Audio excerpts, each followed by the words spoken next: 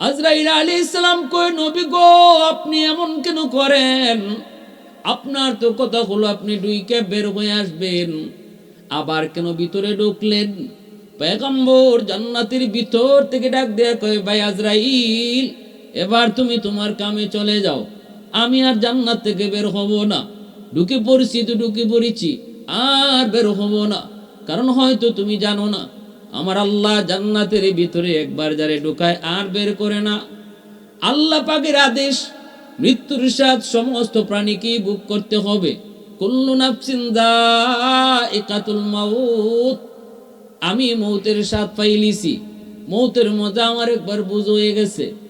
আরেকটা হলো আল্লাহ বলেছেন জাহান্নাম না দেখে কাউকে জান্নাতে ঢুকাবে না, সেই জাহান্নাম আমি দেখে এসেছি। আরেকটা আল্লাহর ওয়াদা হলো জান্নাতে ঢুকাইলে আর কখনো তারে জমিনে দিবে না।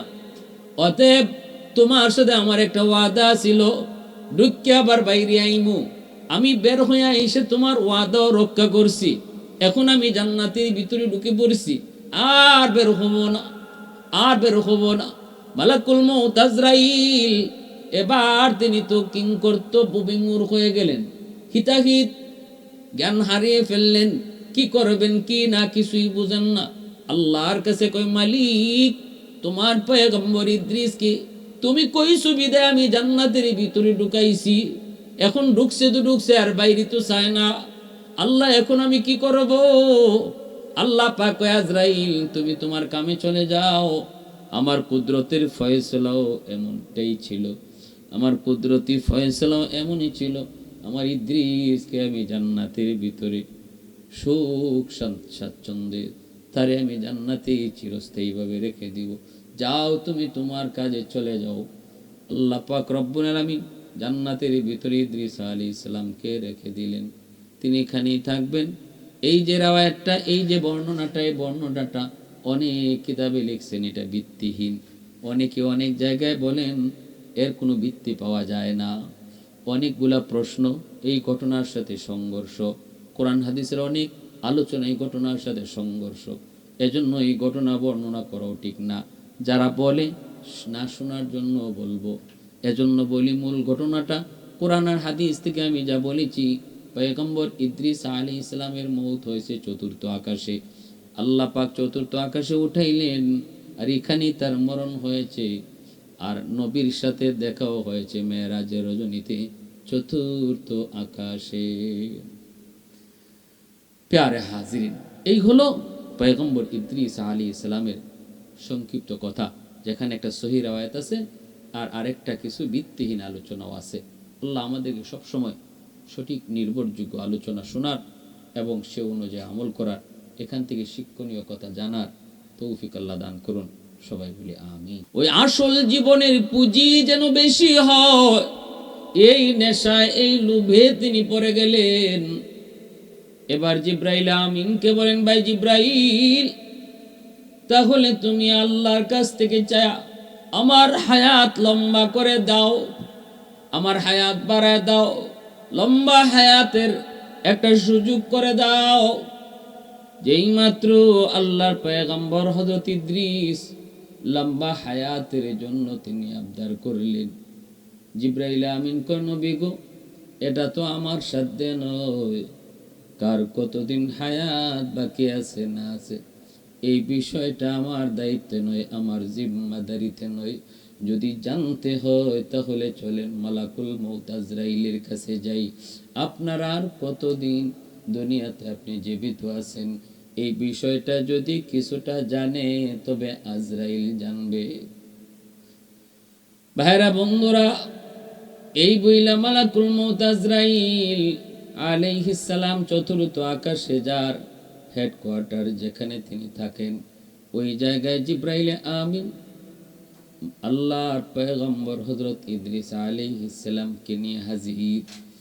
জিব্রাইল আমিন ডাক দিয়া কয়, ভাই আজরাইল, একটু কও না পয়গম্বর ইদ্রিসের হায়াত কি শেষ নাকি আরো কিছুদিন আছে? একটু জানার ইচ্ছা হয়েছে। ওই অবস্থায় মালাকুল মউত আজরাইলের কাছে আল্লাহর পক্ষ থেকে নির্দেশ এসেছিল, ওনারা যাবার আগে আল্লাহর পক্ষ থেকে নির্দেশ এসেছিল, আজরাইল আমার পয়গম্বর ইদ্রিসের জান কবজ করো। তাও কোথায়? চতুর্থ আসমানে। আমার পয়গম্বর ইদ্রিসের জান কবজ করো। মালাকুল মউত আজরাইল তো অবাক তো হওয়ার কথাই।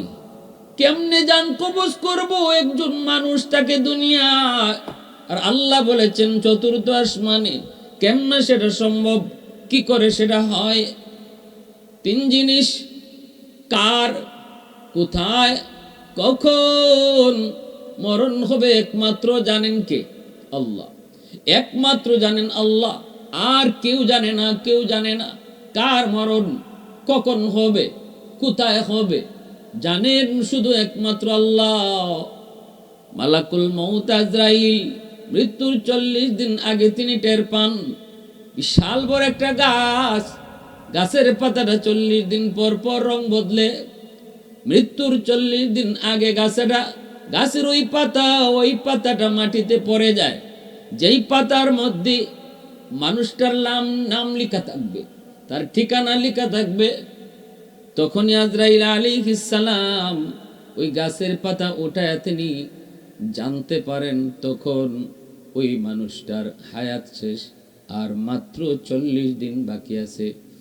আজরাইল আলাইহিস সালাম 40 দিন আগে কার কখন কোথায় কিভাবে মরণ কিছুই জানেন না।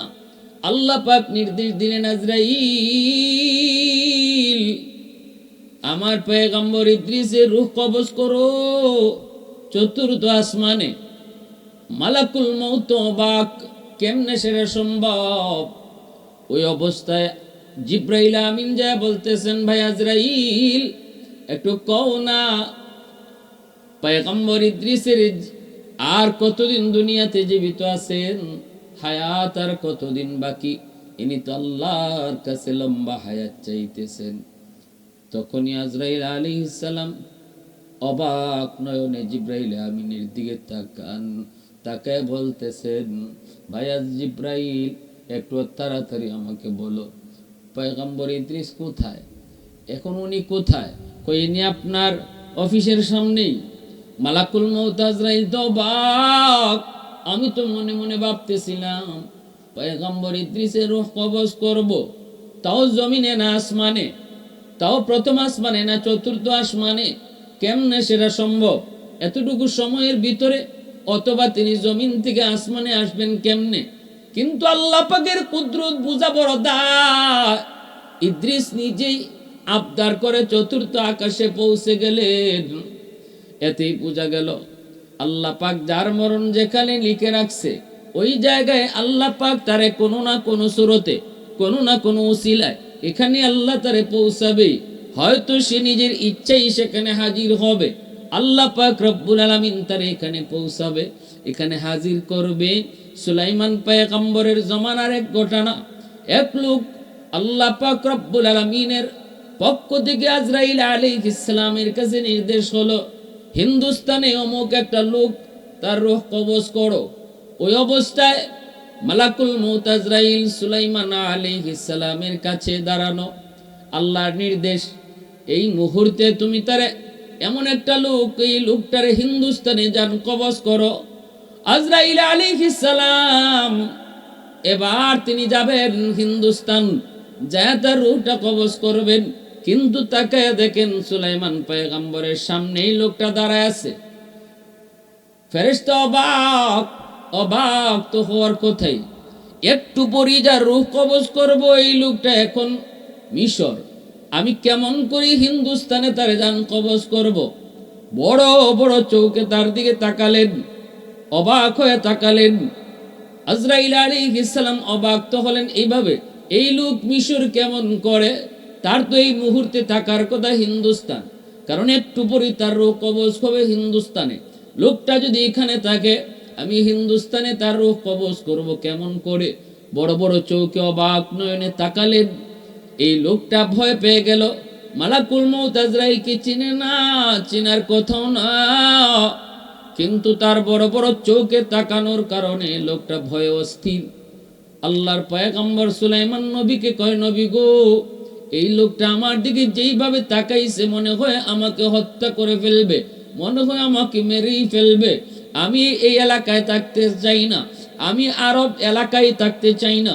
আপনি বাতাসের মাধ্যমে আমাকে হিন্দুস্তান পাঠিয়ে দেন। আপনি বাতাসকে আদেশ করেন যেন আমাকে হিন্দুস্তান পাঠিয়ে দেয়। সুলাইমান পয়গম্বর সাথে সাথে তিনি এই বাতাসকে আদেশ করে লোকটাকে তার হিন্দুস্তানে পাঠিয়ে দিলেন। লোকটা জায়গা মতো চলে আসলো। মালাকুল মউত আজরাইল জায়গা মতো আসলেন রূহ কবজ করার জন্য। আইসে দেখেন এই লোক কেন আইসে হাজির, কেমনে আসলো? কয় আল্লাহর নবীকে আবদার করলো বাতাসের মাধ্যমে যেন হিন্দুস্তান পাঠিয়ে দেওয়া হয়। মালাকুল মউত আজরাইল হিন্দুস্তানে তার রূহ কবজ করলেন। মালিকের দরবারে শুকরিয়া জানান, মালিক তোমার কুদরত, তোমার হিকমত, আমরা ফেরেশতা তারপরও বুঝি না, বুঝার কথাও না। তোমার কুদরত, তোমার শক্তি আমাদের জানার ঊর্ধ্বে, আমাদের মালুমের ঊর্ধ্বে। আল্লাহর শুকরিয়া আদায় করেন, প্রশংসা করেন। রূহ কবজ কইরা আবার সুলাইমান নবীর কাছে তিনি আসলেন। আল্লাহর পয়গম্বর মালাকুল মউত আজরাইলকে বলতেছেন, ভাই আজরাইল, আপনি আমার পাশে এই লোকটার দিকে এইভাবে কেন তাকাইলেন? এত বড় বড় চোখে তাকাইলেন। লোকটা ভয়ত অস্থির। বাধ্য হয়েছি আমি তারে হিন্দুস্তান পাঠিয়ে দিতে। বাতাসের মাধ্যমে দ্রুত গতিতে তারে হিন্দুস্তান পাঠিয়ে দেওয়া হয়েছে শুধুমাত্র আপনার চাওয়ার ডরে, আপনারই তাকানোর ভয়ে। লোকটা আমাকে পাগল করে তুলেছে, আমিও তারে পাঠিয়ে দিছি। কিন্তু এবার আপনি আমাকে একটু বলেন, কেন আপনি তার দিকে এইভাবে তাকাইলেন? কেন তার দিকে এইভাবে আপনি তাকাইলেন? ফেরেশতা মালাকুল মউত আজরাইল কয়, নবী গো, এ তো অবাক এক কাণ্ড, এটা আল্লাহর কুদরতের বহিঃপ্রকাশ। এই হলো ঘটনা। আদেশ হয়েছে আমার উপর তার রূহ কবজ করব হিন্দুস্তানে, কিন্তু আমি দেখি লোকটা দাঁড়ায় আছে আপনার কাছে। এই মুহূর্তে আমি রূহ কবজ করব এই লোকটার হিন্দুস্তানে, কিন্তু আছে সে আপনার কাছে হাজার হাজার কিলোমিটার দূর। কেমনে তারে আমি রূহ কবজ করব হিন্দুস্তানে? এই কারণে আমি তার দিকে অবলোক নয়নে, অবাক নয়নে তার দিকে তাকাইছি। এই লোক এখানে কেন? এ তো এখানে থাকার কথা না। এই লোক এখানে কেন? এজন্য অবাক নয়নে তাকাইছি। কিন্তু আল্লাহ পাকের কুদরত বুঝাবার দায় গো নবী, সে নিজে আপনার কাছে প্রস্তাব করলো যেন আপনি তারে হিন্দুস্তানে পাঠিয়ে দেন, আর আপনিও পাঠিয়ে দিছেন। আর এই মাত্র আমি তার রূহটা কবজ কইরা আপনার কাছে হাজির হয়েছি। मौत को समझाए गाफिल इख्तिताम जिंदगी, मौत को समझाए गाफिल इख्तिताम जिंदगी, दर हकीकत मौत है सुबह हयात जिंदगी। मौत को मत दूर समझो, मौत है हर दम करीब, मौत को मत दूर समझो, मौत है हर दम करीब, तुमको मोहलत न मिलेगी लब हिलाने ऐ गरीब, तुमको मोहलत न मिलेगी लब हिलाने ऐ गरीब। এজন্য কবি কয়, মৌতকে যে দূরে মনে করে সে আহমক, সে বোকা। মৌত তোমার খুব কাছে, মনে করবা না মৌত দূরে। হ্যাঁ, মৌত তুমি চোখের পলক ফালাইবার, লব ফালাইবার, একটু ভাত খাওয়ার, খাদ্য খাওয়ার সুযোগও পাবে না। যখন যার যেই টাইমে মরণ লেখা থাকবে ওই টাইমে সে তখন ঘরে নাকি বাহিরে, সে তখন খাওয়ানে নাকি বসা, সে তখন কাজে নাকি বিশ্রামে, কোনো কিছুই তখন কাজে আসবে না, কোনো দিকেই তাকানো হয় না। যার যখন যে হালতে মরণ লেখা তার এই হালতেই মরণ হবে। কারো মরণ হবে মসজিদে, কারো মরণ হবে সেজদার হালতে, কারো মরণ হবে বিছানায়, আর কারো বা মরণ হবে জিহাদের ময়দানে, কারো মরণ হবে স্বাভাবিক মরণ, কারো মরণ হবে আল্লাহর রাস্তায় শাহাদতের মরণ। এজন্য কবিও বড় সুন্দর করে বলছে, বেমুরব্বি কায় তো আনদে তিফলে দানিশওয়ার সুদন, বেমুরব্বি কায় তো আনদে তিফলে দানিশওয়ার সুদন, কতরা ইমকান বাশদ বেসদফ গৌহর সুদন, রোজা হাবায়ত কশিদন ইন্তজারে বেশুমার, তাকে ਦਰ জৌফে সদফ বারা শবদ দুর্রে আদন, हफ्ता हबायत के ताए के मुश्ते पूश आज पुश्ते में, शाहिदे राहुल्ला गर्दद या शहीदे राकफन, शाहिदे राहुल्ला गर्दद या शहीदे राकफन। আল্লাহর পয়গম্বর ইদ্রিস আলাইহিস সালামের রূহ কবজ হয়ে গেল। মালাকুল মউত আজরাইল বলে, নবী গো, ওগো ভাই জিব্রাইল, আমি তো অবাক, আল্লাহর নির্দেশ চতুর্থ আকাশে আমি পয়গম্বর ইদ্রিসের রূহ কবজ করব, কিন্তু কেমনে আমি সেটা কোনোভাবেই হিসাব মিলাইতে পারছিলাম না। এখন আমার হিসাব মিলে গেছে। ইনি নিজে আল্লাহর কাছে আবদার করে আপনার মাধ্যমে আমার কাছে হাজির, রূহ কবজ হয়ে গেছে চতুর্থ আকাশে। একথা আল্লাহ পবিত্র কোরআনুল করিমের মধ্যে তিনি হযরত ইদ্রিস আলাইহিস সালামের ব্যাপারে বলছেন, ওয়ারাফা'নাহু মাকানান আলিয়্যা, আমি তাকে সুউচ্চ জায়গায় অধিষ্ঠিত করেছি। এই সুউচ্চ জায়গার অধিষ্ঠিত করেছেন, এর তাফসীর লিখতে যে আল্লামা ইবনে কাসির তিনি বলছেন যে হযরত ইদ্রিস আলাইহিস সালামকে আল্লাহ চতুর্থ আকাশে রেখেছেন। আর বুখারী শরীফের হাদিসের মধ্যে এসেছে, রাসূল মেরাজে যখন গেলেন চতুর্থ আকাশে হযরত ইদ্রিস আলাইহিস সালামের সাথে সাক্ষাৎ হয়েছে। কিন্তু অন্য আরেকটা রওয়ায়াতের মধ্যে এসেছে, অন্য আরেকটা বর্ণনার মধ্যে এসেছে, যদিও বর্ণনাটা দুর্বল, কেউ কেউ বলেছেন ভিত্তিহীন, সেটা হলো পয়গম্বর ইদ্রিস আলাইহিস সালামের কাছে মালাকুল মউত আজরাইল দুনিয়াতে আসলেন, কিন্তু মানুষের সুরত ধরে ফেরেশতার পরিচয় দিলেন না। আর ইদ্রিস আলাইহিস সালাম তিনি রোজা রাখতেন, লাগাতার রোজা রাখতেন। তিনি মেহমান পেয়ে বড় খুশি। ইফতারের সময় মেহমানকে নিয়ে ইফতার করতে বসলেন, কিন্তু পয়গম্বর দেখেন মেহমান কিছুই খায় না। তিনি তো অবাক, মেহমান বলতেছে আমি খাই না, আমি খাবো না, আমার ক্ষুধা নাই। কেমনে খাবেন? কারণ তিনি তো ফেরেশতা, ফেরেশতাদের তো খানা লাগে না, ফেরেশতারা তো খানা কি জিনিস চিনেন না, ফেরেশতারা ঘুম কি জিনিস চিনেন না, ফেরেশতারা স্ত্রী কারে কয় তাও চিনেন না। আল্লাহ পাক রব্বুল আলামিন সমস্ত চাহাত থেকে তাদেরকে বিরত রেখে সৃষ্টি করেছেন এইভাবে। এজন্য ফেরেশতারা খানা খায় না, ফেরেশতারা ঘুমায় না। আজরাইল আলাইহিস সালাম মানুষের সুরত ধরে আসলেন আর বললেন, পয়গম্বর আমি আপনার বাড়িতে মেহমানদারি করব, আমি আপনার বাড়িতে মেহমান। পয়গম্বর খুশি হলেন, মেহমান পেয়ে তিনি তো খুশি, তিনি বাড়িতে মেহমানকে কদর করলেন। পরের দিন পয়গম্বর তাকে নিয়ে বের হয়েছেন, চলেন আশেপাশে আপনাকে আমার এলাকা ঘোরায় দেখাই।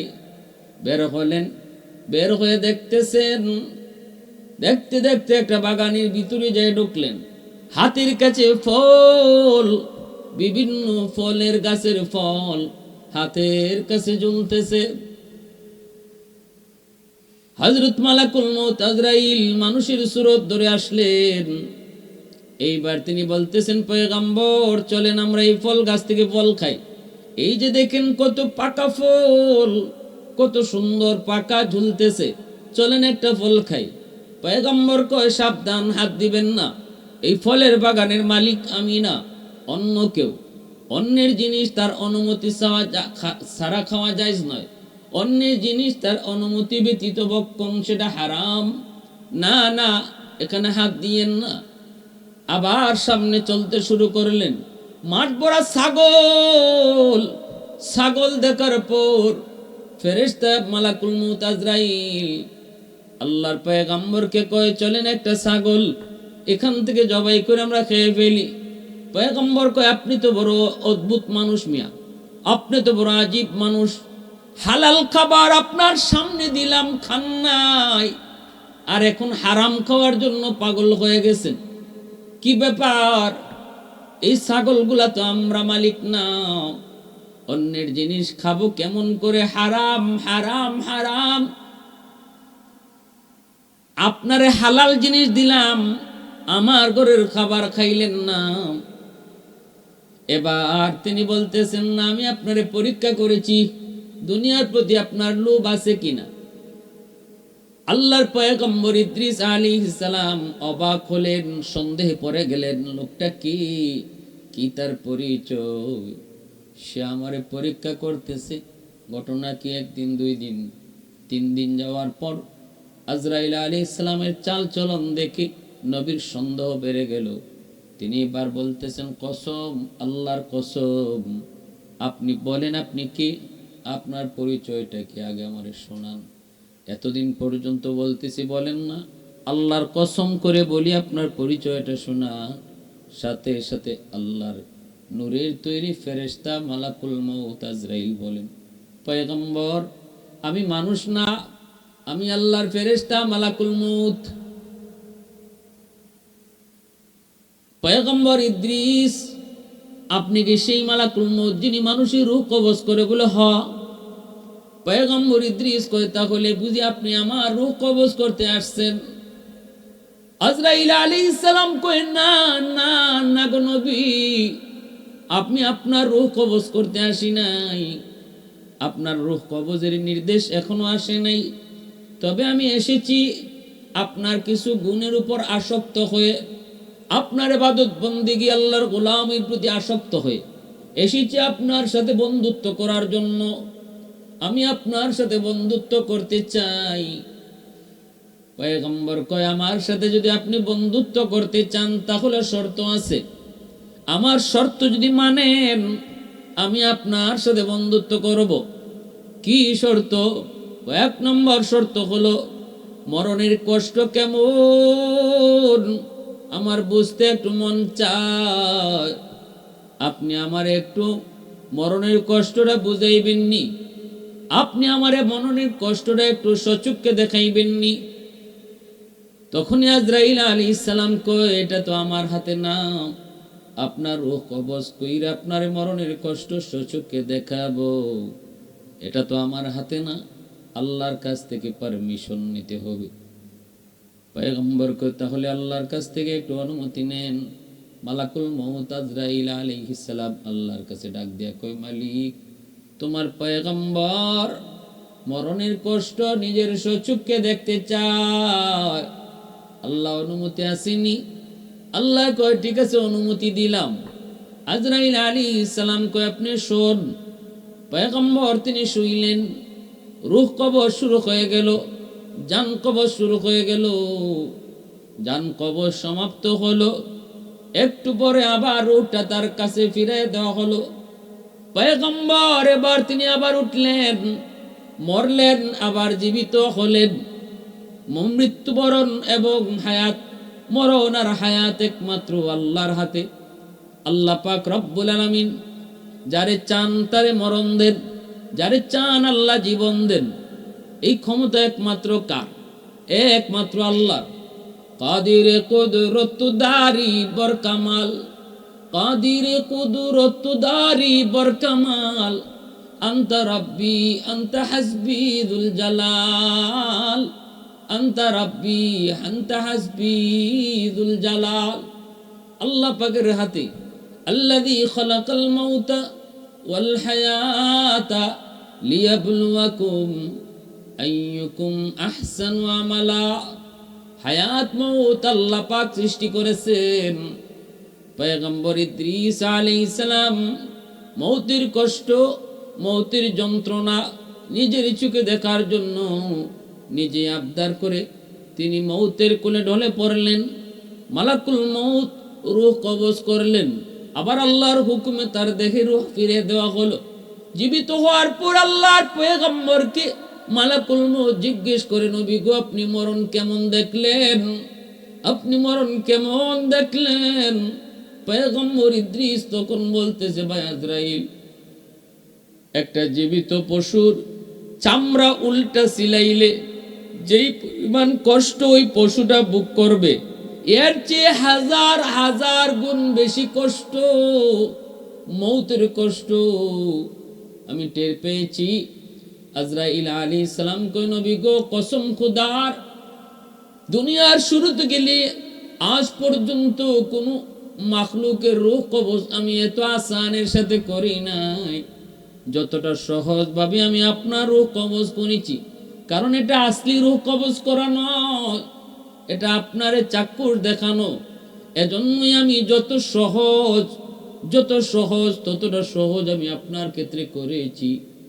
আল্লাহর পয়গম্বর ইদ্রিস আলাইহিস সালাম তিনি বুঝলেন মৌতের কষ্ট কত কঠিন, মৌতের যন্ত্রণা কত কঠিন।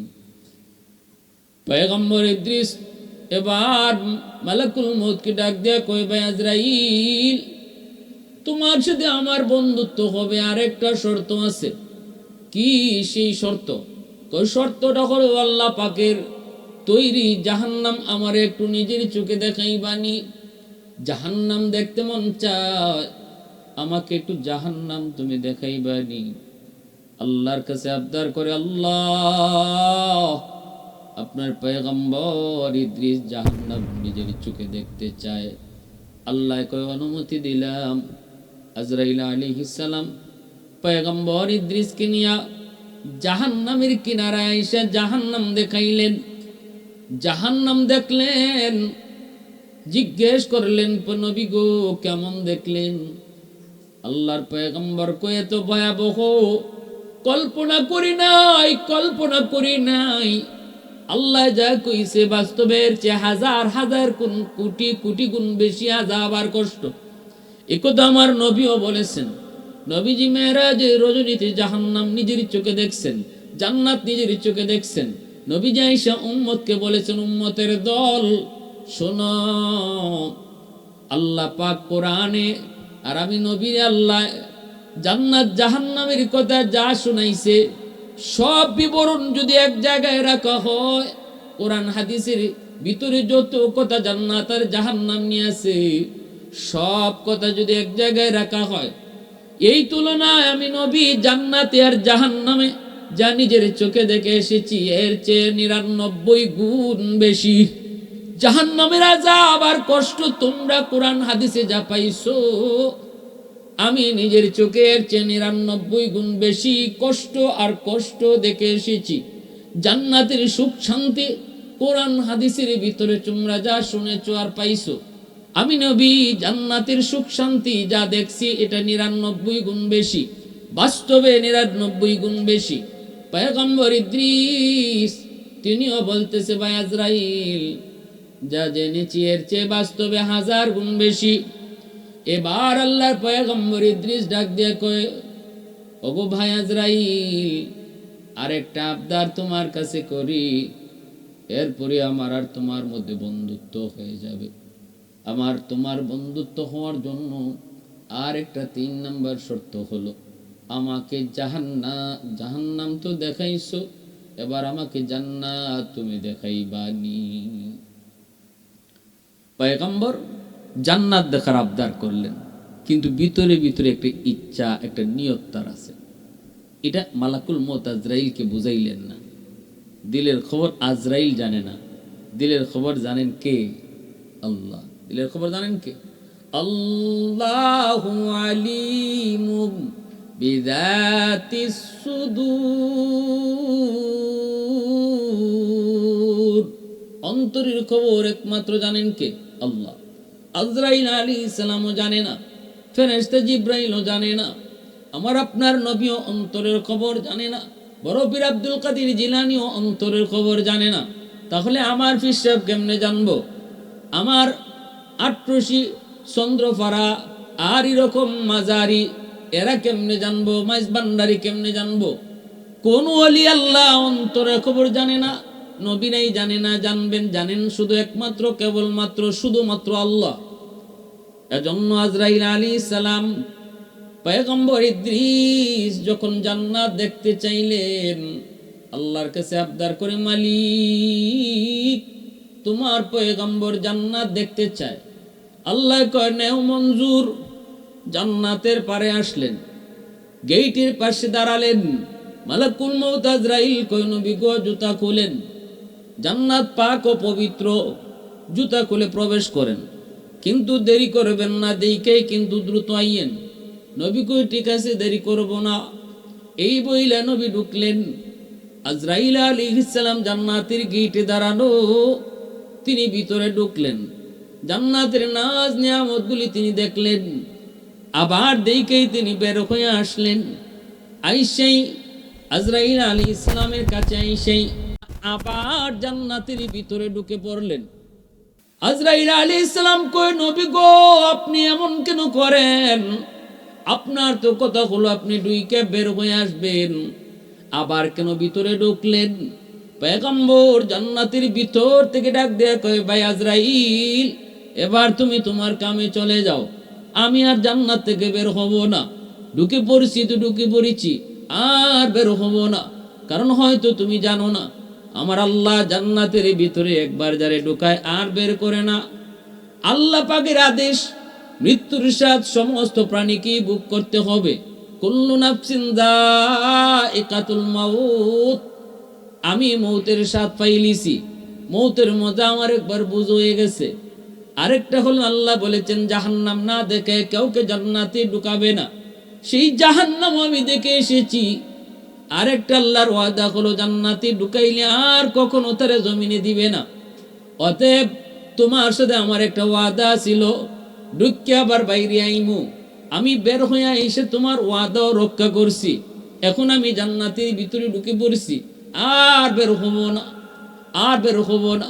মালাকুল মউত আজরাইল এবার তিনি তো কিংকর্তব্য বিমূঢ় হয়ে গেলেন, হিতাহিত জ্ঞান হারিয়ে ফেললেন। কি করবেন কি না কিছুই বুঝেন না। আল্লাহর কাছে কই মালিক, তোমার পয়গম্বর ইদ্রিসকে তুমি কই সুবিধা আমি জান্নাতের ভিতরে ঢুকাইছি, এখন ঢুকছে তো ঢুকছে, আর বাইরে তো চায় না। আল্লাহ এখন আমি কি করব? আল্লাহ পাক কয় আজরাইল তুমি তোমার কামে চলে যাও। আমার কুদরতের ফয়সালাও এমনটাই ছিল, আমার কুদরতি ফয়সালাও এমনই ছিল। আমার ইদ্রিসকে আমি জান্নাতের ভিতরে সুখ স্বাচ্ছন্দ্যে তারে আমি জান্নাতে চিরস্থায়ীভাবে রেখে দিব। যাও তুমি তোমার কাজে চলে যাও। আল্লাহ পাক রব্বুল আলামিন জান্নাতের ভিতরে ইদ্রিস আলাইহিস সালামকে রেখে দিলেন, তিনি এখানেই থাকবেন। এই যে রাওয়ায়াতটা, এই যে বর্ণনাটা, এই বর্ণনাটা অনেক কিতাবে লিখছেন, এটা ভিত্তিহীন। অনেকে অনেক জায়গায় বলেন এর কোনো ভিত্তি পাওয়া যায় না। অনেকগুলা প্রশ্ন এই ঘটনার সাথে সংঘর্ষ, কোরআন হাদিসের অনেক আলোচনা এই ঘটনার সাথে সংঘর্ষ, এজন্য এই ঘটনা বর্ণনা করাও ঠিক না। যারা বলে না শোনার জন্য বলবো, এজন্য বলি মূল ঘটনাটা কোরআন আর হাদিস থেকে আমি যা বলেছি। পয়গম্বর ইদ্রিস আলাইহিস সালামের মওত হয়েছে চতুর্থ আকাশে, আল্লাহ পাক চতুর্থ আকাশে উঠাইলেন, আর এখানেই তার মরণ হয়েছে। আর নবীর সাথে দেখাও হয়েছে মেরাজের রজনীতে চতুর্থ আকাশে। প্যারে হাজিরিন, এই হলো পয়গম্বর ইদ্রিস আলাইহিস সালামের সংক্ষিপ্ত কথা, যেখানে একটা সহিহ রাওয়ায়াত আছে আর আরেকটা কিছু ভিত্তিহীন আলোচনাও আছে। আল্লাহ আমাদেরকে সবসময় সঠিক নির্ভরযোগ্য আলোচনা শোনার এবং সে অনুযায়ী আমল করার, এখান থেকে শিক্ষণীয় কথা জানার তৌফিক আল্লাহ দান করুন। সবাই বলি আমিন।